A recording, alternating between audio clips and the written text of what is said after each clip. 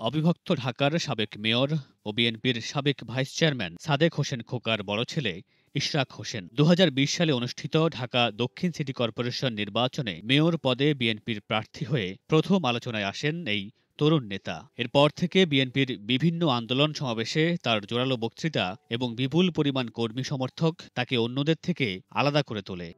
কর্মী সমর্থকদের বিপদে ইশরাক সবসময় বন্ধু হয়ে থাকেন। শেখ হাসিনার স্বৈরশাসনের বিরুদ্ধে ইশরাক সত্যিকারের এক লড়াকু সৈনিক হয়ে মাঠে ছিলেন। তাই তো আগামীর বাংলাদেশের রাজনীতিতে তার অবস্থান যে সুদৃঢ় হবে সেটি বোঝাই যাচ্ছে। বর্তমানে ইশরাক বিএনপির আন্তর্জাতিক বিষয়ক কমিটির সদস্য। তবে দলীয় পদ যাই হোক না কেন, বিএনপির তরুণ ব্রিগেডের শূন্যতা তিনি পূরণ করে চলেছেন।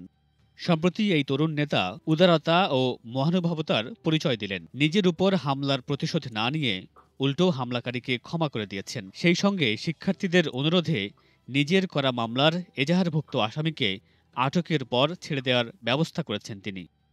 ঘটনাটি হয়েছিল ২০২২ সালের ৪ ডিসেম্বর। বিএনপির ঢাকা বিভাগীয় মহাসমাবেশকে ঘিরে পুরান ঢাকায় গণসংযোগ চালানোর সময় জগন্নাথ বিশ্ববিদ্যালয়ের সামনে ছাত্রলীগের হামলার শিকার হন ইশরাক হোসেন। পুলিশ মামলা না নিলেও পরবর্তী সময়ে তিনি সেই ঘটনায় আদালতে মামলা করেন। তাতে এজাহারভুক্ত আসামি হিসেবে জগন্নাথ বিশ্ববিদ্যালয়ের চতুর্থ বর্ষের শিক্ষার্থী মাইনুদ্দিনকে শনাক্ত করেন সাধারণ শিক্ষার্থীরা। পরে তাকে রাজধানীর কোতোয়ালি থানায় সোপর্দ করেন বিশ্ববিদ্যালয়ের ছাত্রদল নেতারা। মাইনুদ্দিনকে আটকের খবরে তার আইন বিভাগের বন্ধুরা বিএনপি নেতা ইশরাক হোসেনের সঙ্গে দেখা করতে তার বাসায় যান। যদিও সে সময় তিনি বাসায় ছিলেন না, আর তাই রাতেই কোতোয়ালি থানার সামনে জড়ো হন শিক্ষার্থীরা। সেখান থেকে ইশরাক হোসেনের সঙ্গে ভিডিও কলে কথা বলেন এবং তাদের বন্ধুকে মাফ করে দিয়ে থানা থেকে ছাড়িয়ে দেওয়ার ব্যবস্থা করতে অনুরোধ জানান। হামলার ঘটনায় ভুল করেছে উল্লেখ করে তার কাছে ক্ষমাও চান অভিযুক্ত মাইনুদ্দিন সহ তার বন্ধুরা। একই সঙ্গে ছাত্র জনতার আন্দোলনে তাদের জোরালো ভূমিকার কথাও উল্লেখ করেন। ইশরাক তাদের দাবি মেনে নিয়ে অভিযুক্ত মাইনুদ্দিনকে ছেড়ে দেওয়ার অনুরোধ জানান এবং সেদিনই রাত ৩:৩০টায় তাকে থানা থেকে ছেড়ে দেয় পুলিশ।